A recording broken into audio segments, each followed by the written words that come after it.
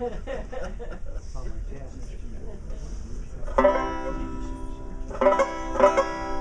right. Now, where would we use that chord?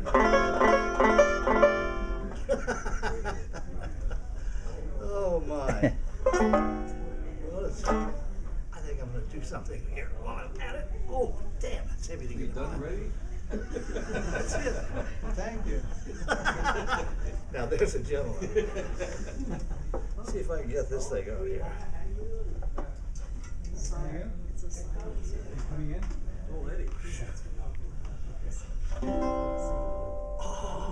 Oh, that sounds more like me. Okay, I made some notes, but after 2 words, I'm sure I'll be somewhere else. But one thing I was thinking about talking about was that if you're playing music and you want to play songs and you're just going around to jam with people and play and do one thing or another, then you should know little pieces of songs that fit in almost any song going. And and you need to be able to recognize them too. And the minute I heard this tune, I recognized it, but I have never found anybody else that knew this tune. Where does, if I can get this, what's the, yeah, okay. What is the basis of this song?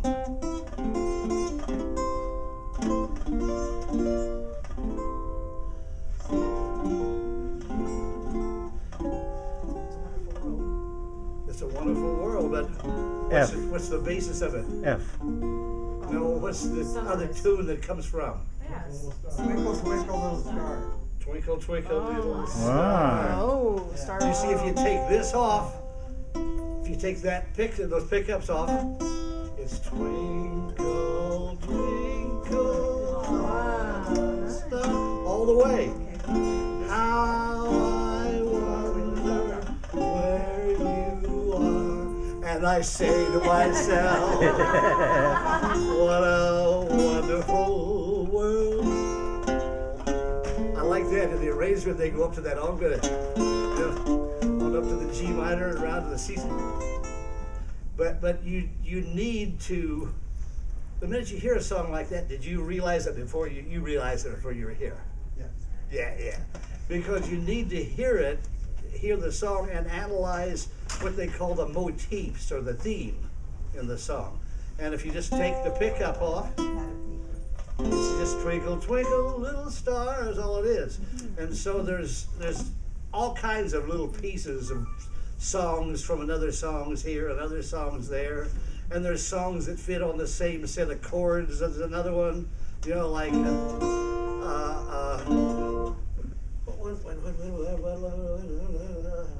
oh yeah, 5'2", eyes of blue is just please don't talk about me when I'm gone.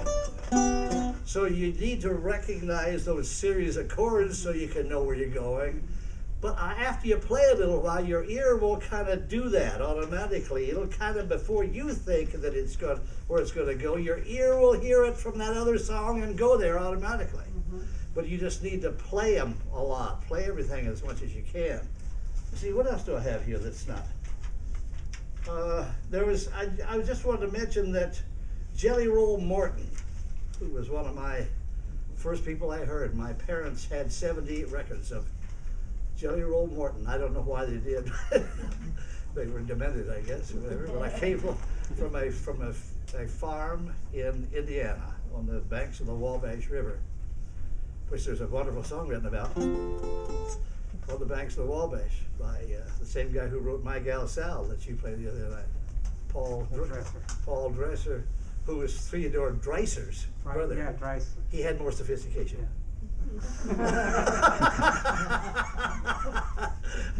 They were both from the banks of the Wabash. That's where they came from in Indiana. I'm from the banks of the Wabash in Indiana. And so what was I going to talk about? Oh, the Jelly Roll Morton stuff.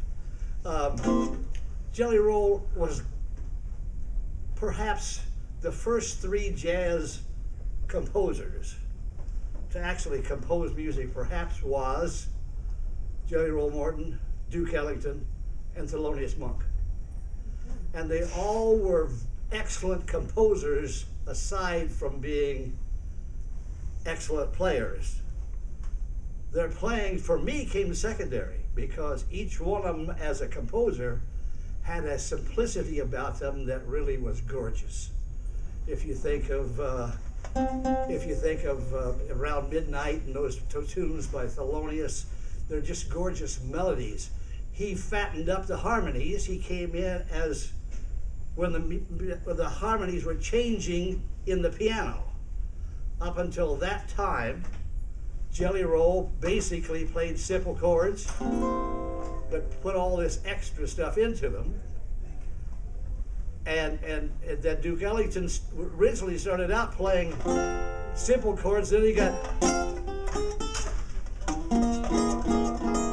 he'd do things like that and put augmented 13ths in and things. But before that time, Jelly Roll basically was just on but what I was getting around to about Jelly Roll is he plagiarized himself. If you go through 15 Jelly Roll Morton songs, 7 of them will have the same melody and you don't realize it. Or the same changes or something. He just plagiarized himself all over the place. But the beautiful part was you couldn't tell it when he played. Now there's a tune that goes, I'm the whining boy, I don't deny my name. I'm the whining boy. Now if you take that part of it, later on he wrote a tune called Sweet Mama. And he writes, let's see.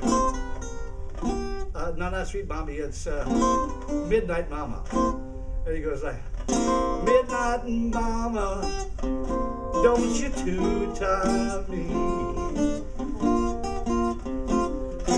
I'm the whining boy. They're the same thing. But he could plagiarize himself and just be brilliant at it. And on that one, he added a second strain. A strain in those days used to be another little tune within the other tunes. You could have 1, 2, 3 strains. It comes from marches and it comes from ragtime. They use that term strain in those different things. The marches and the rags were usually in what they call trio form, which gave them the form that they had, the way you played the various different ones. With Jelly, he was just a jazz player and he just put all the different stuff in. But the second strain of Midnight Mama, that tune I was just playing with Jelly Roll, has a tune in it that they called Mecca Flat Blues.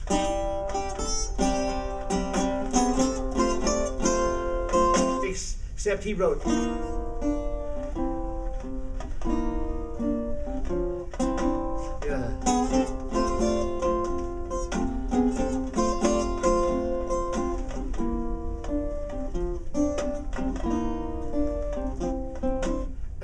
and so he would make a little difference here and there. Now, Mecca Flat Blues is just a straight blues.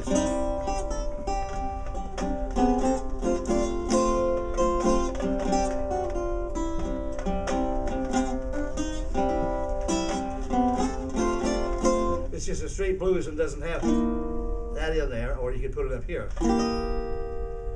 That's an octave higher. Now, that chord he put in wasn't in that style of music, but every composer would put strange things in to create tension. They needed songs need tension and release. Tension and release. If they don't have the tension, they're very blasé. If they have too much tension, then it's Spooksville, I guess, or something. But the amount of tension and release helps a song a lot. And that also is what happens when you go by adding a 7 into a chord. You get tension. Because why? Because that B flat is not in the C scale. That's a C7 chord. Here's a C chord. And The B that's in the C scale is a B natural. But the minute that 7 gets in there, you get tension, and if you go to F, it releases. So you have tension release.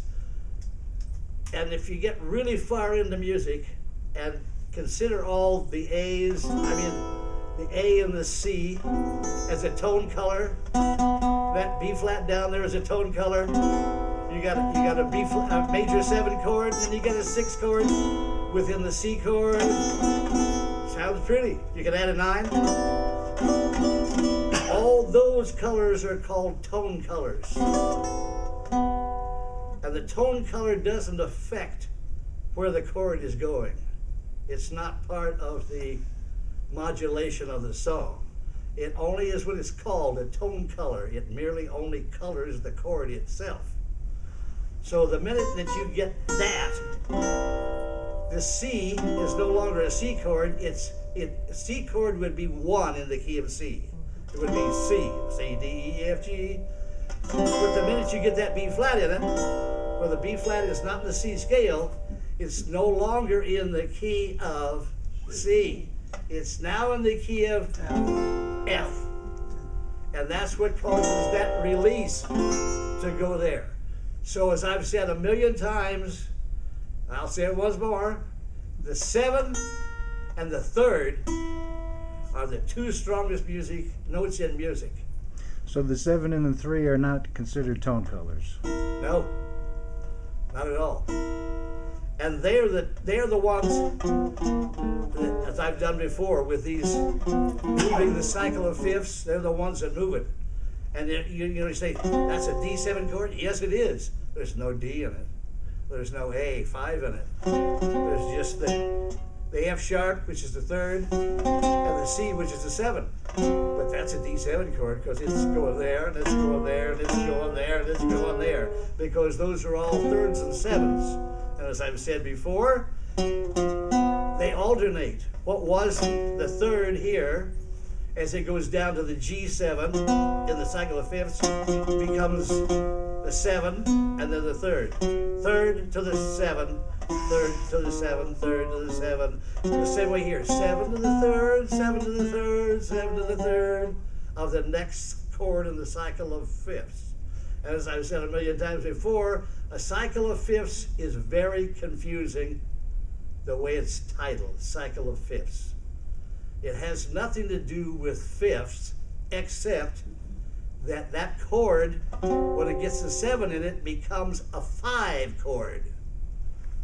In C, C, D, E, F, G. That's the 5th tone of the key of C, and that, when you add the 7 into that C, you get a 5 chord, not a 1 chord. Because 5 goes to 1, 5 goes to 1, 5 goes to 1. And there's your cycle of fifths. Cycling from 5 to 1, 5 to 1, 5 to 1. It's not 1 goes to 5 to 5 to 5. It's 1 because the 1 becomes a 5, it goes to 1. It becomes a 5, it goes to 1. It becomes a 5, and it goes to 1.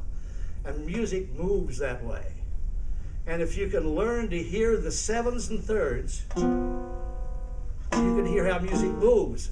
But you also have to learn to hear the tone colors. The colors that don't affect where it's going or what's happening to it, they're just pretty when you add them in. So you got the combination when you get into more modern music. You have the combination of the tone colors and the 3rds and 7s are what move music along. In the case of Jelly Roll, at that period of time, that was the other turn of the century. That was 1900 when Jelly Roll started writing. And when he started writing, basically everything was 1 and 5, 1 and 5, 1 and 5. But he knew enough to throw those other colors in while he's playing it. Now, those became known as blue notes. Blue notes. You hear jazz people talk about blue notes all the time. The first blue note basically is the minor It's a C chord. So the minor note is E flat. You take the third and minor it.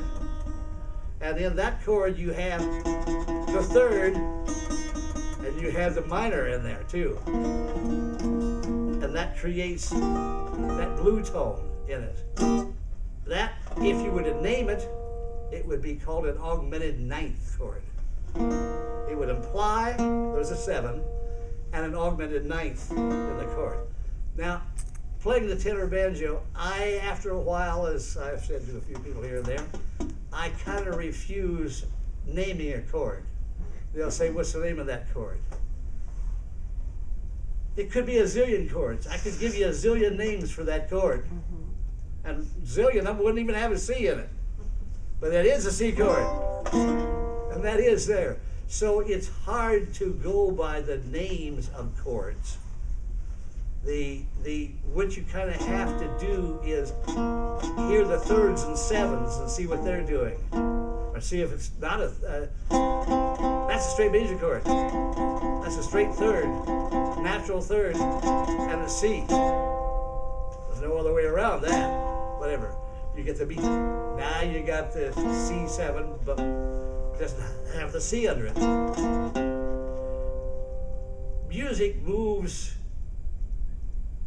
I started doing something when I was younger. After I studied music, I studied musical composition in the Chicago Conservatory in the late 50s and early 60s. And that was before they had jazz schools. But we don't believe in jazz schools because you really can't teach jazz. What the jazz departments became, a friend of mine was the classical trumpet player in Indiana University. Brilliant. And I said, all of a sudden they had a jazz department at Indiana University. And Indiana University was known for having the best classical teachers in the business. And I said, why in the world would you put a jazz department in? He said, well, come on, you know. He said the music department was always in the red. Now, does anybody know what in the red means? They don't use those terms anymore. You don't have that term in the red anymore. It means that you weren't making money, you were losing money. And if you were in the black, you were making money. But the Indiana University was losing money. And so he said, we were always in the red. And he said, guess what? We put a jazz department in the first year, you're in the black. Because all the kids want to come into the jazz school. And I said, but Dean, you can't teach jazz. Really, I believe it. He said, you're right. He said, I believe it too. We all believe it. But he said it pays the bills. It keeps our department open. Take their money. And that's the way the world works. You must find out everybody's got that sort of thing going, whatever. The politicians are full of that crap. That's why they're in the red. You're talking about the third and the seventh lead you. What do the guide tones do? I don't know what a guide tone is. I've never heard of a guide tone. Yeah, the jazz schools, they teach that.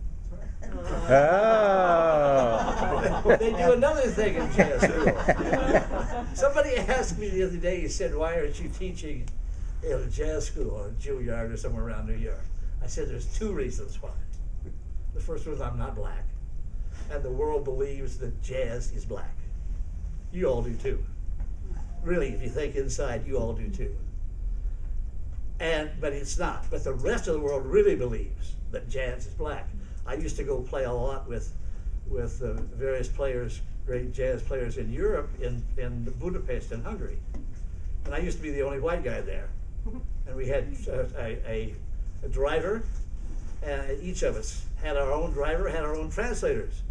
And we were up on a big stage and they're interviewing all of us and all that, and the moderator keeps talking about black jazz musicians. And my young translator, who was going to college, he said, why do they keep calling you black? I said, leave it alone. Just leave it alone. Let's don't go there. And he said, I got to stop this. I got to point out. I got to tell them you're not black. I said, I think they can see that. But he said, no, I got to do this. I said, you don't have to do that. I'll explain later what it's all about. So later on he said, now why were they calling you black all the time? I said, because the world jazz musicians are black. It comes from the black side, they think. A lot of it does. Most of the jazz music I like is black, I must admit. But the original Dixieland band in New Orleans that started out and was the first one to record as a jazz band was white, was a bunch of Italian boys, you know, but that's immaterial. And it's immaterial as to whether it is black or white. Because if you push me, I would say it was black. Because I love Louis Armstrongs and Duke Ellingtons and Thelonious Monks and all these people.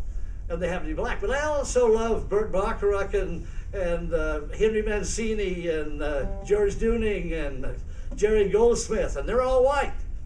You know, so it's where you're coming from is where that all, but that's the world. That's what's going on really a lot everywhere in the United States today. But anyway, back to the black jazz, whatever. So Jelly Roll came from a period of time where the piano players played very simple. They played triads. They played C, E, G for a C. Added the B flat in. They do that, whatever. And they had very rhythmic piano styles. If you look back at those times, the piano styles are very rhythmic and all that. If you listen to Miss Lil Hardin, who was married, was Louis Armstrong's second wife in Chicago, she was an extremely schooled musician. And she spanked the piano. That's what they called it in those days, meaning you played the rhythm and you played the chords. You spanked the chords out on the piano. She spanked the piano like crazy. And it created that essence of that music that is and she also wrote a lot of the songs. She wrote, what I was going to mention, the major seven and what it does. She wrote Strutting with Some Barbecue and Two Deuces. She wrote all those kind of tunes. She wrote them, Louis played them. Louis started writing some of them too. But I think a lot of the stuff she was writing was coming from what she heard Louis playing.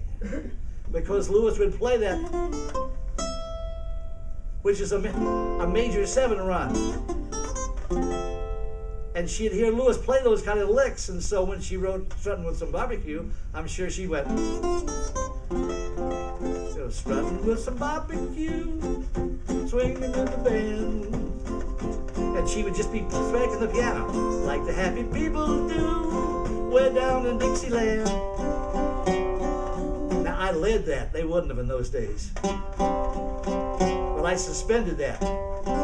Minor sevens in chords before sevens create a suspension, and the suspension moves into the chord. It's suspended for a moment, then it goes into the chord. They wouldn't have done that in that days. They would have just played it on the rhythm player. Ba-ba doo da da da da da da da. They would go right straight to the D7. Ba da da da da. G minor, C7, A7, D minor, G7.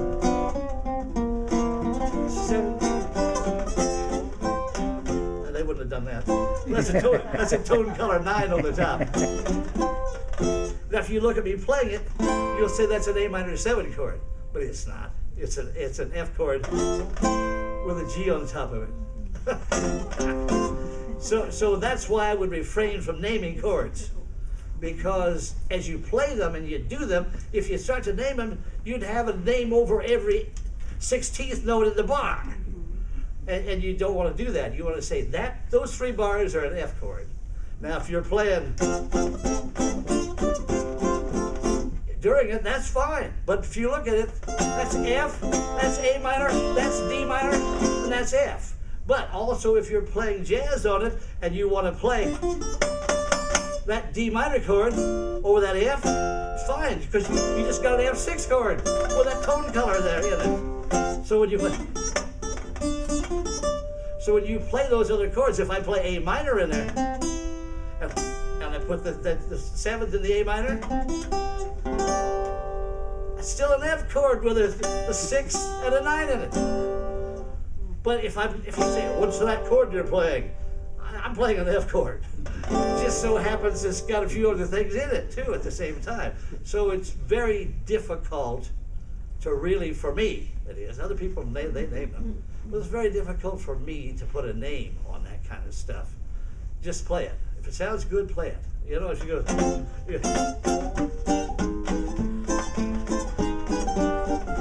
you know, it's moving lines. And that's the other thing that I really love about music is when you learn to move those harmony lines, you know.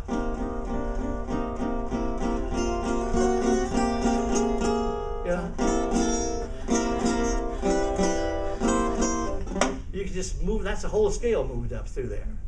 You can just move stuff wherever you want, and those just color what's going on in general through the song. So I wouldn't name it.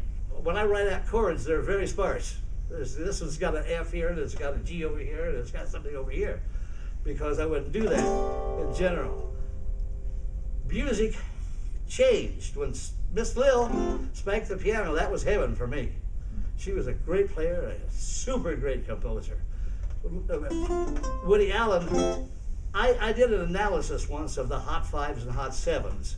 That's Louis Armstrong's recording group that Miss Lil put it together for him back in Chicago to get Louis to come back from New York to Chicago and play. Hello. So anyway, the Hot Fives and Hot Sevens were put together for that purpose, but she organized it all with this Richard M. Jones, a wonderful great black piano player. And he came out of New Orleans originally, but he was around Chicago, and he was the A&R man for OK Records. And that's where they first had A&R men back in those days. And Richard M. Jones wrote a lot of great tunes and played a lot of great piano. But Lil was the one that was with King Oliver when Louis came up and joined Louis. King Oliver is the second cornetist. And she was the piano player, and they met and they married after that. And I analyzed those songs, which most of them are written by Lil, in the Hot Fives and Hot Seven. I do a show now called Life and Times of Lil Hardin Armstrong. And I love the show because it's just all this kind of stuff that's associated with Louis and all the different things and whatever. But anyway, there's a song that's called Two Deuces that she wrote. I called all tons of my friends around and I said, where's the term two deuces come from? Does anybody know? Because they had names like Potato Head Blues and things like that. Once I was playing with Jabbo Smith. He was a competitor of Louis Armstrong. And Ike Robinson, oh God, what a banjo player. So happens that I was talking before about black and white. All the banjo players I liked were black, and they were damn good. And Ike came out of Chicago, and Jabbo, and they had that stuff going back there, and Ike was a great single string player and a great blues player and all that kind of stuff. But anyway, so what was I talking about? Two Deuces. Oh, Two Deuces, right. Okay. That was a club in New York City, wasn't it? Yeah, it was.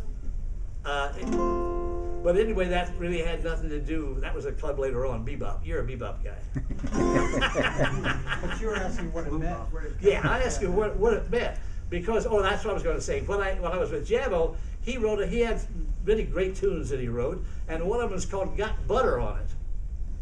And I was sitting with Jabbo one day, and we were playing along. I said, hey, Jabbo, his real name was Gladys. He had this older sister, and her name was Gladys.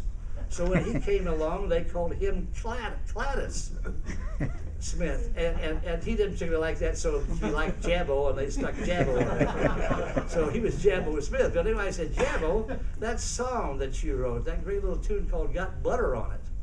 I said, what does that mean, got butter on it? He looked puzzled for a minute, and he thought, and he said, it had butter on it. That was his answer to me, and that's all he did. That's all he left it. It had butter on it. So you never know where those titles come from. Anyway, I never did find out where Two Deuces came from. But all those songs that Miss Lil wrote, if you listen to them, there's Strutting with Some Barbecue goes, Strutting with Some Barbecue. Two Deuces goes, It's got butter on See, there's that plagiarism that I was talking about before, that you got to hear from the other. So if you listen to the Hot Fives or Hot Sevens, if you ever get the CD or find it on YouTube or listen for those major 7 runs running through, because she ran them through everything in that whole series that she wrote of the Hot Fives and Hot Sevens. So anyway, back to Two Deuces. Woody Allen loved the tune, and Woody Allen said, that song, that Two Deuces song, he said, write me some words to that. And I said, okay, all right. So I called my friends all around, and the only thing we could figure out was that at the time they started playing that, Miss Lil started to drop out of the band for Earl Hines coming in. Earl Hines brought in modern piano. He really literally did. He took what had been that other music of Jelly Roll Morton, came out of ragtime and all that stuff and all that, and Earl Hines did all this stuff on piano. It really stretched it out. So when you hear some of the last of the Hot Sevens, Hot Fives, you'll hear Louis Armstrong play Witherbird Rag, and he plays it with only Earl Hines on piano. Now up to that time he had the whole orchestra, and when he sang Heebie Jeebies, got the heebies, talking about the jeebies, about the heebie jeebies too.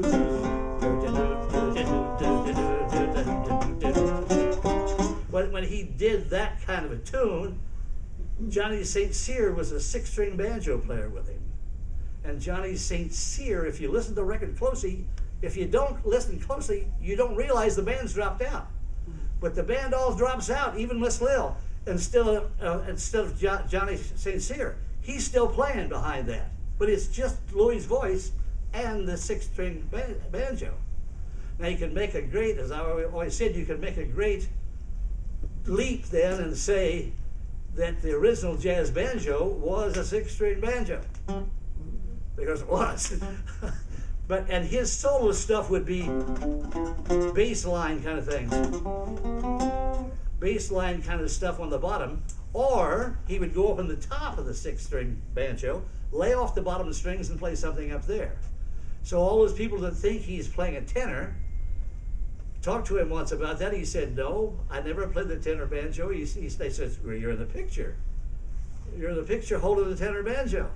And he said, well, I went downtown in Chicago that day, and I was aimed to play the tenor banjo, so I bought one. And when I went off to take the picture for that album cover, and I had the tenor banjo with me. And I was sitting there holding a tenor banjo, but I never did play a tenor banjo.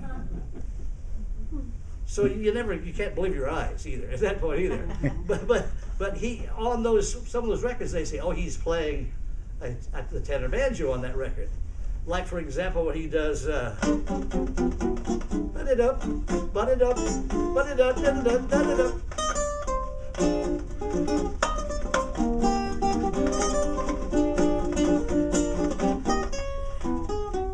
There's those tone colors. He's throwing in there to give you the tension. Anyway, that's Black Bottom Stomp. And it starts out like...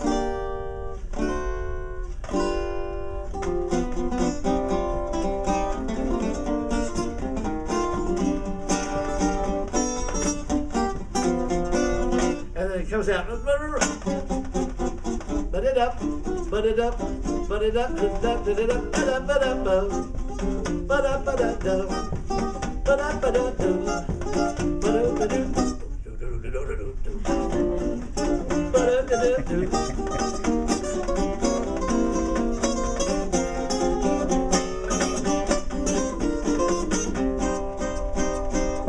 and they got all that rhythm going on. That's where tell you that period of time when Miss Mill came. Then Johnny St. Cyr comes in place.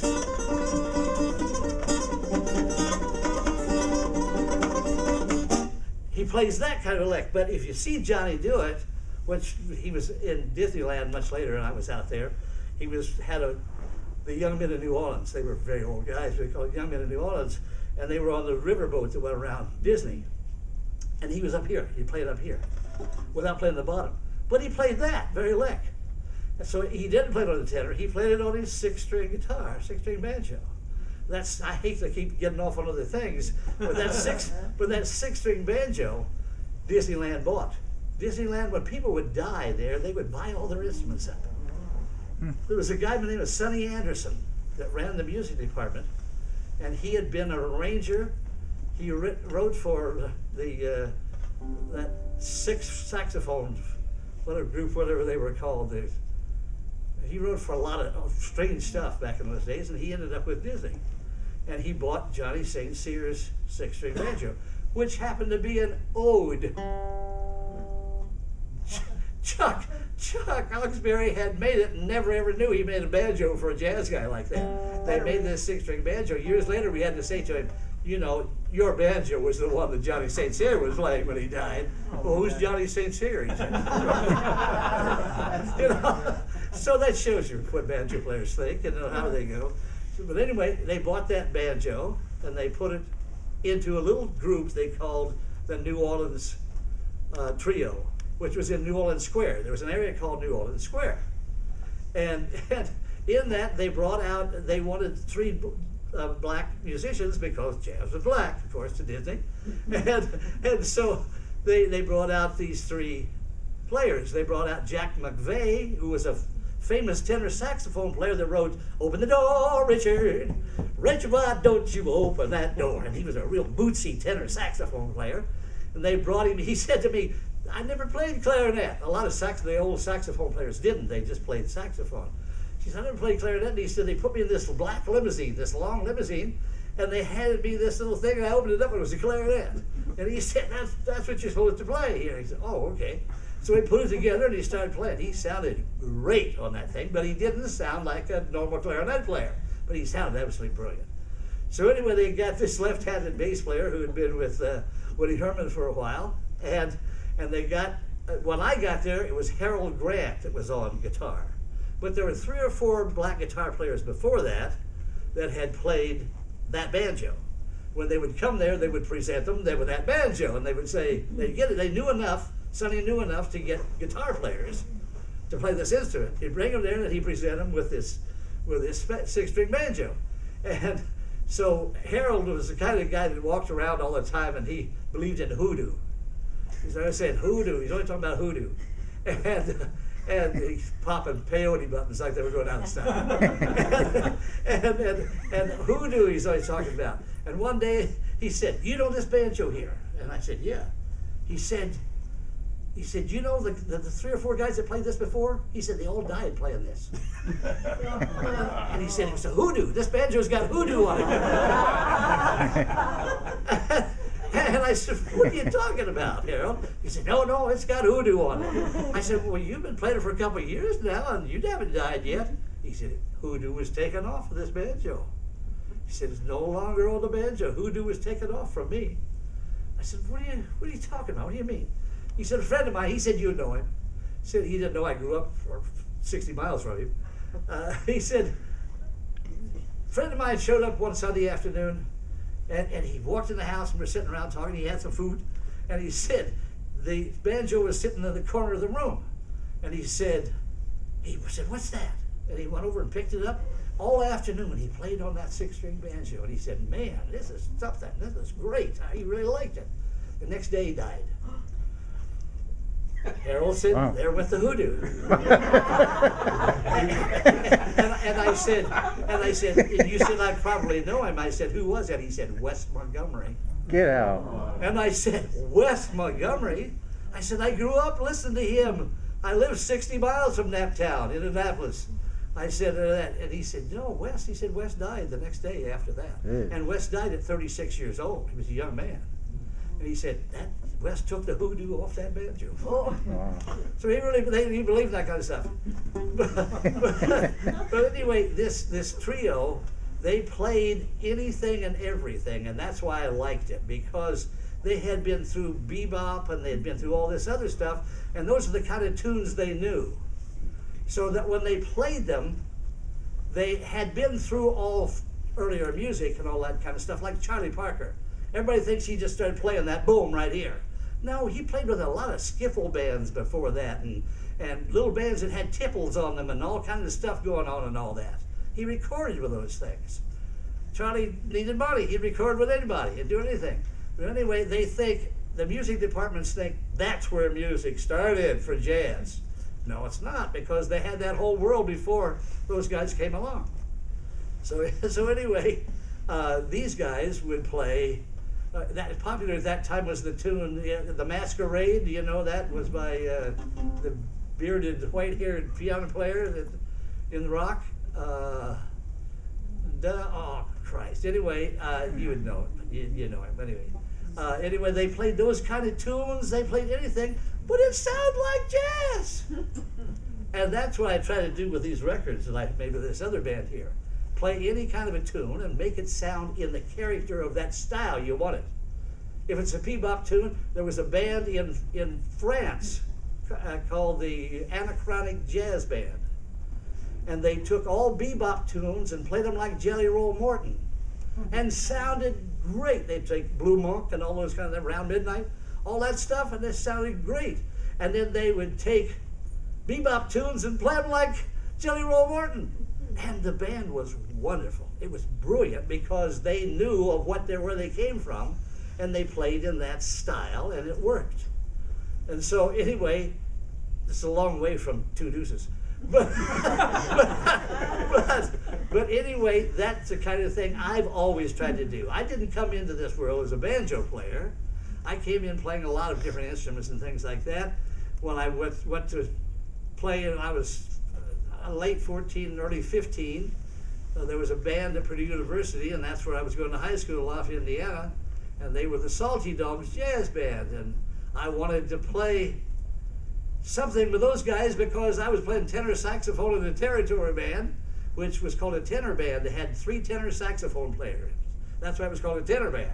3 tenor saxophone players, 1 trumpet, and a rhythm section.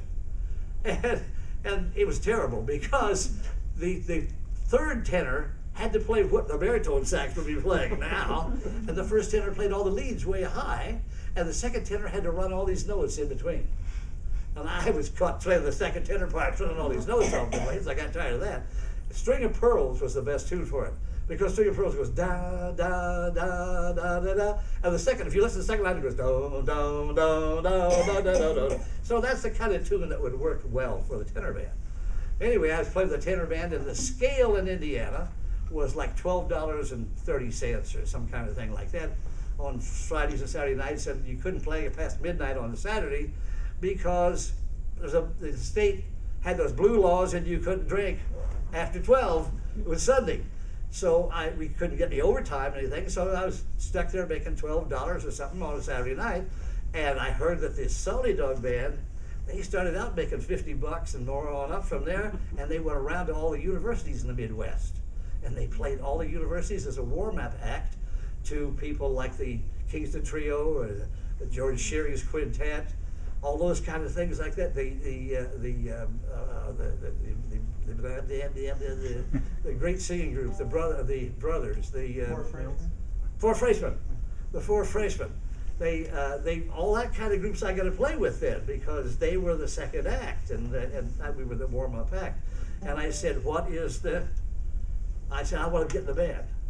And they said, well, do you play the banjo? I said, no. And they said, well, that's what's available.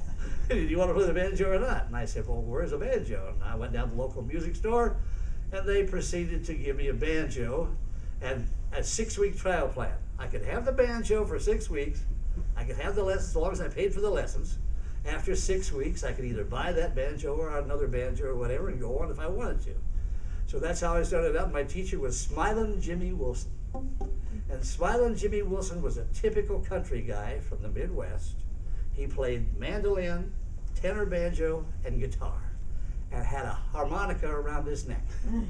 And he played for in those days you would go on early radio for television.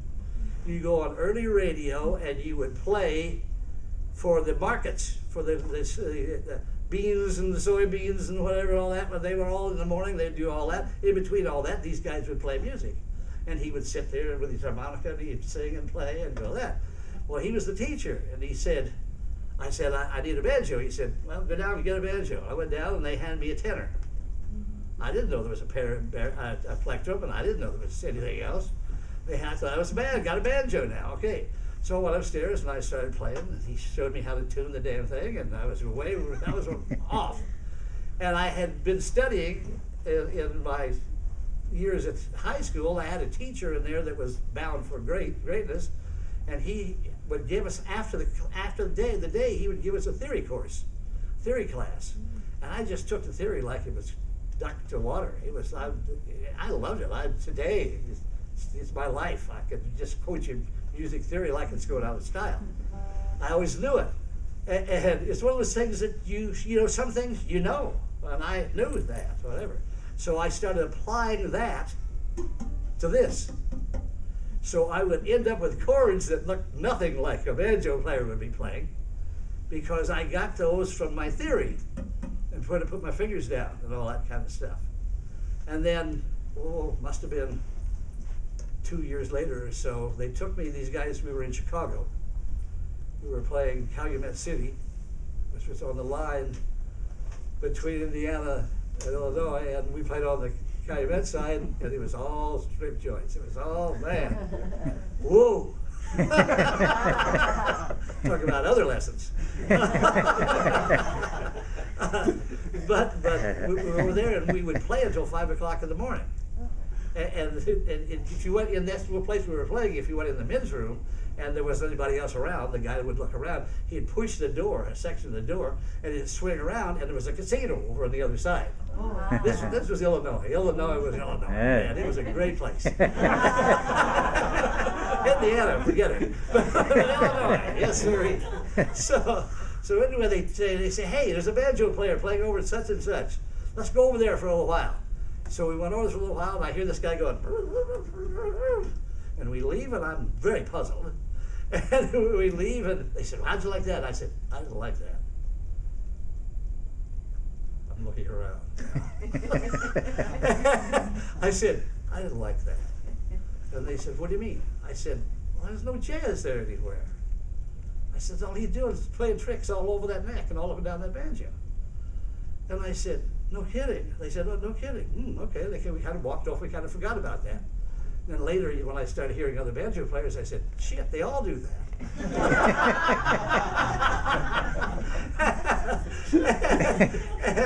and so my way of saying that is I came to the banjo as a jazz musician, not to be a banjo player, for that matter. Then I fell in love with the banjo. Why wouldn't you?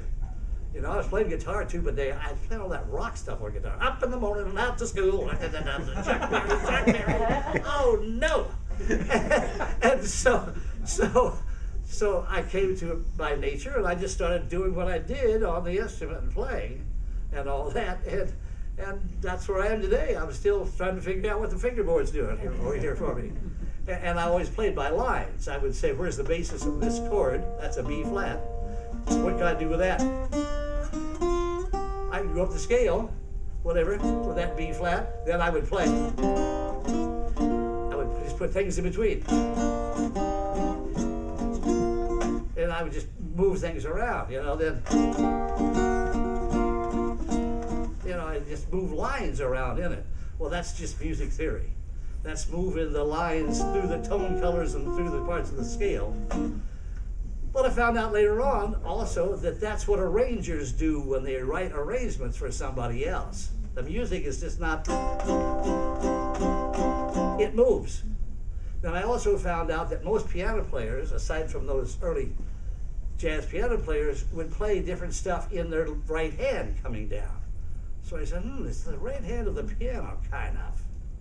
There. Then I went think through for a while where I'd say, okay, I'm playing here on a C, and I want to go up, so I'd just go. And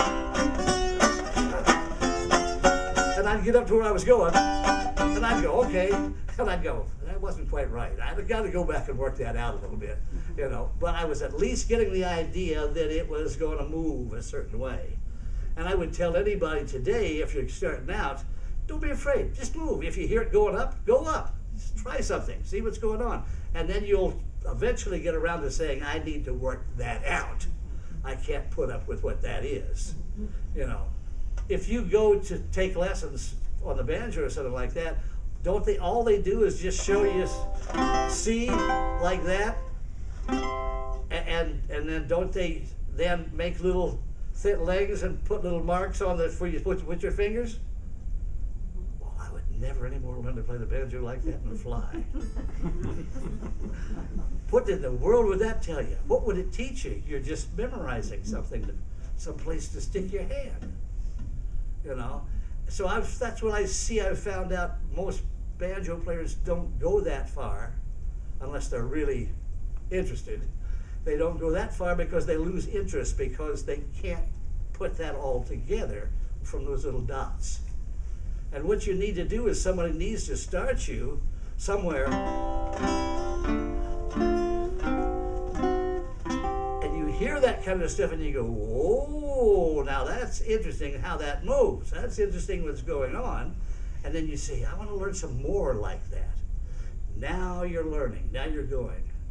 See, I always said they don't teach school right, because when they teach school, they have you memorize everything. And I used to memorize my spelling classes, and man, I could make A++++ on those spelling classes.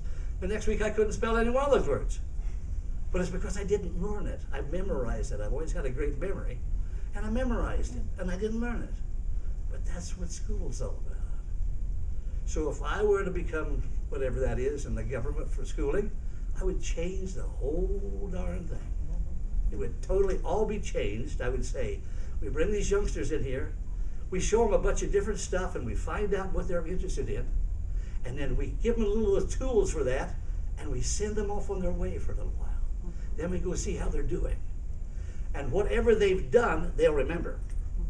They'll remember it because they learned it. You didn't teach them, they learned it. And you learn what you're going to learn. Nobody really teaches you, you learn it. But people may show you different things, but what you end up doing is learning it yourself, in essence. But anyway, back to two deuces. Major seven. Major seventh chords, those things that Miss Lil wrote all for the hot fives and hot seven. Now, the reason I say that is because she wrote other songs at other periods, and they weren't necessarily based on the major seven. She was just hearing that major seven while she was writing those tunes out there, and it fell in that way. Probably a line that Louis played, because he played major sevens all over the place all the time. Louis did something else that nobody, well, other people did later, is if the band is playing an F minor chord, he'll play, and that's an F sharp.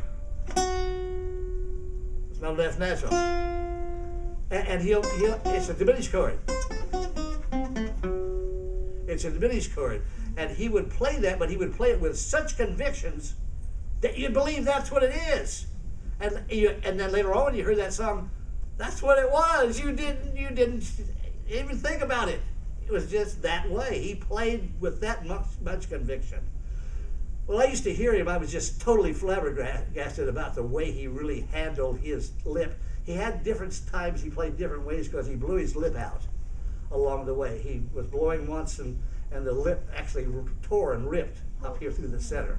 And he had to lay off for 6 or 8 months to try to get the lip back together and all that. So then he had to play a little different after that.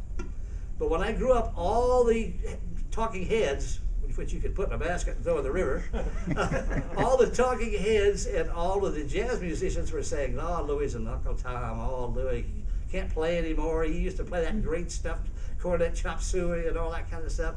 He can't play anymore. And I said, you people are not listening.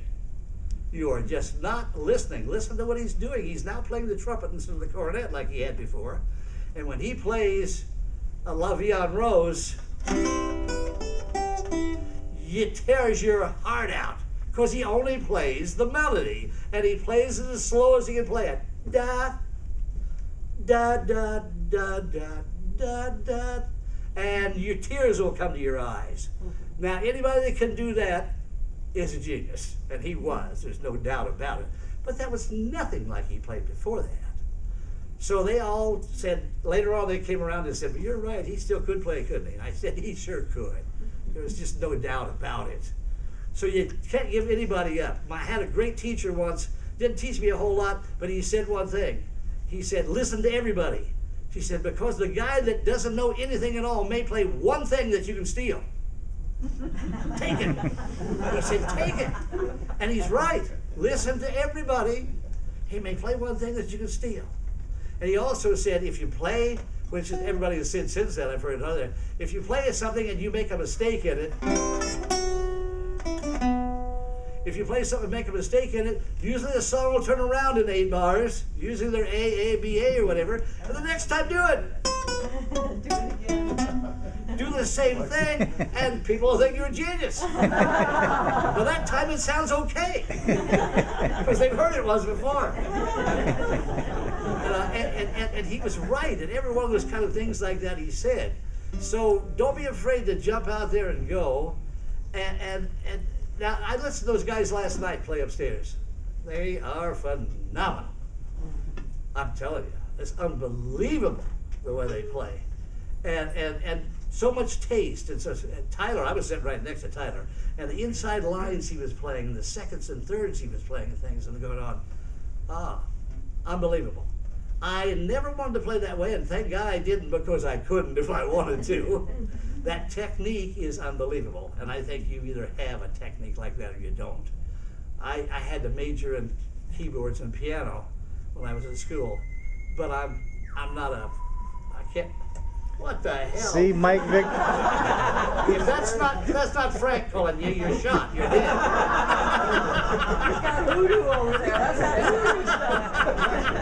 If that's not Frank, you're out of here. That was Mike Vignola's phone that just went off, by the way. Yeah, see, that's a good thing that's happened to music too. All this electronic stuff. But anyway, back to 2 doses. So Woody said, write me some words. So I found out that at that time, as I mentioned, Earl Hines and Louis were starting to play duets together, which changed the whole format of the piano from what it was before. And so they, so when I was, with that, we came to the conclusion that maybe 2 deuces was for Louis and for Earl Hines. I said, that's pretty close enough. So I wrote some words about Louis Armstrong and Earl Hines.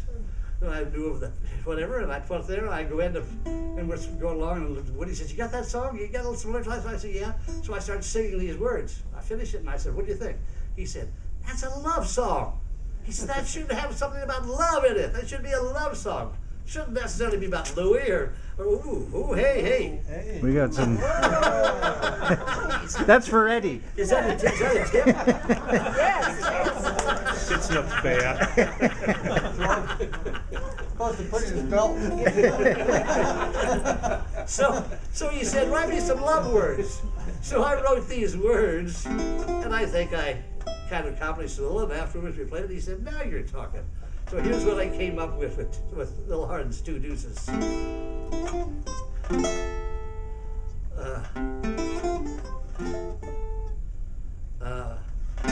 I got me a winner, my sweet lady, just the kind of woman I need. The lady makes my heart sing in about a million ways. She's got the magic, my sweet lady. Lady, you've got class and style, loads of fun. Baby, you've been blessed, you're #1. You beat all the rest. I got me a winner, my sweet lady. I love you, baby, you're the best.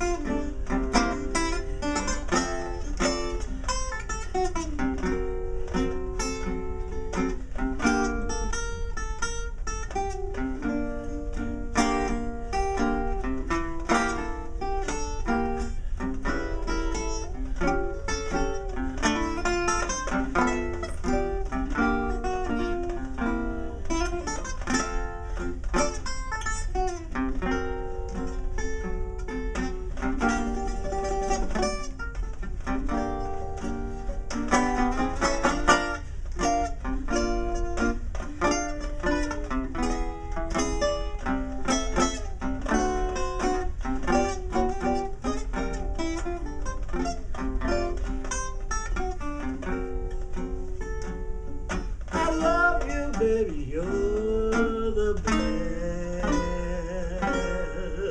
So, now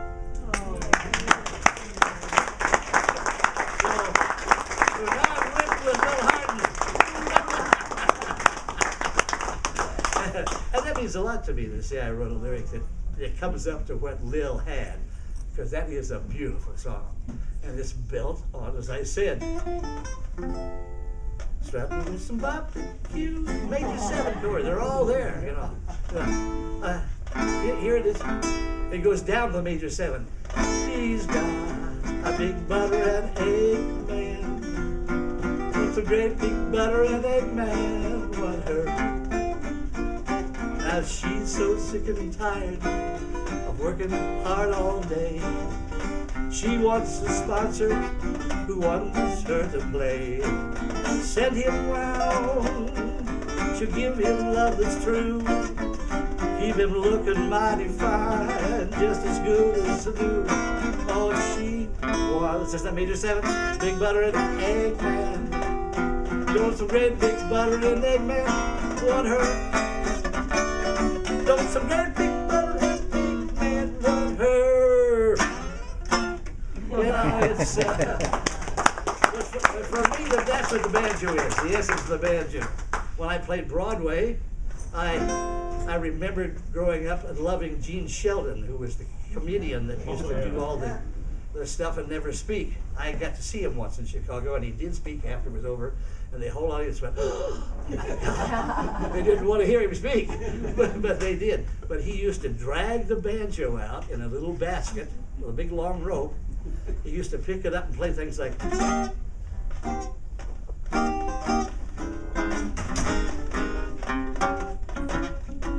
little coquette, those kind of things. But it used to be, he used to have what I call soft shoe music going on. So when I did Maine with the show, I played.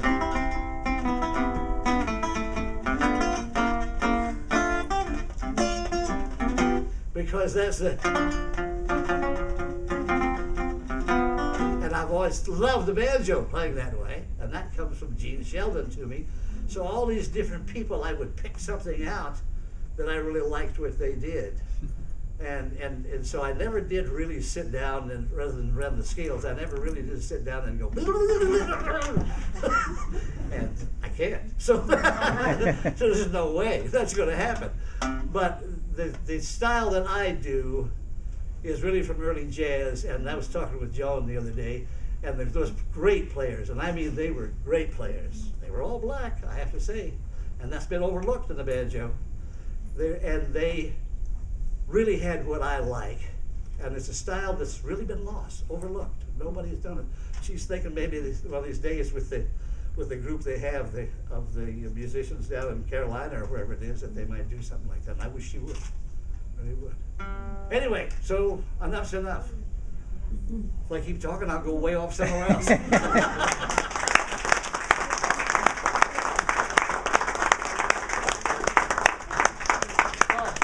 Thanks, Dave. You're welcome. This is Dave's beautiful banjo here. Heavy though, heavy. Now you'll never change the string. Oh, my mute. Whoops. Excuse me.